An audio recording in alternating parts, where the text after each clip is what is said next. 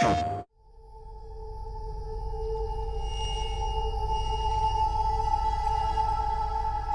Frozen Wilds is an expansion of Horizon Zero Dawn. It's also a brand new adventure for Aloy that opens up a new place for her to explore and gives her a new central mystery to kind of dig into. We're going to be going to the Cut, which is a part of the Banuk territory. The Banuk live in an area called Banur, and it's actually set in a northern part. It's very icy, very cold, and a very hostile environment. You're going to be going into a region that has been settled by the Banuk. It's not actually their homeland. This is not a place where you're going to find big cities or settlements. You're going to find these kind of scrappy outposts, places where people are trying to find a footing and hold on. Even before we began work on the Frozen Wilds, we'd written dozens of pages about the Banuk. But this was really an opportunity for us to flesh that out so much more, to really focus on them, put them in the spotlight, try to imagine all of these details about their warrior and hunting culture, really dive deeper into their kind of mystical beliefs, and then find ways of having that fuel the drama of the quest that you're going to be taking part in as you explore this region. One of the processes that we use to design our tribes is a process that we call intrinsic ideation. And it's a process where we first of all look at where this thing has come from. Everything has to come from the world.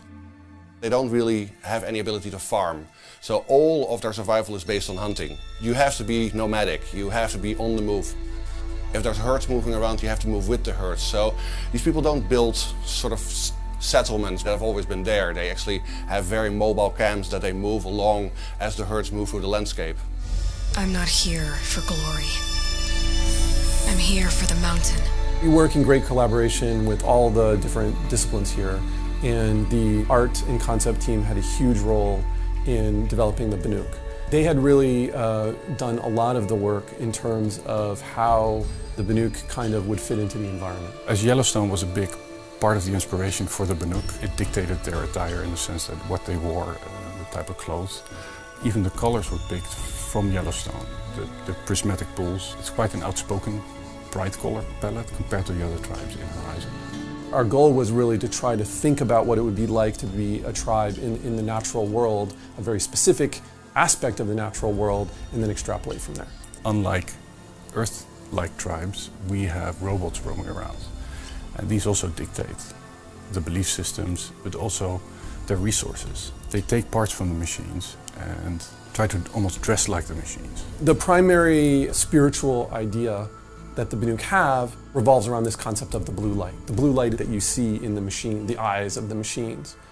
The Banuk believe that the blue light kind of can only exist in the machines, that it in fact struggles to survive within the human heart. The human heart can't contain this kind of ultimate expression of harmony. It is an ideal that they're constantly striving towards. And it also harkens back to a time when the machines themselves were more peaceful.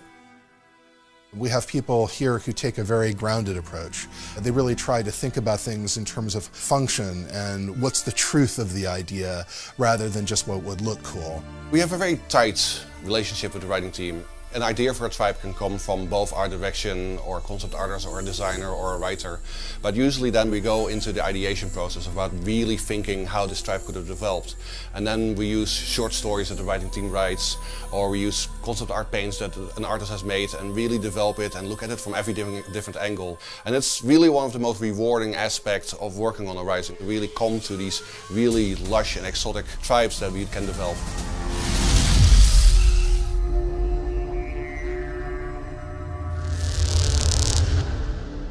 PlayStation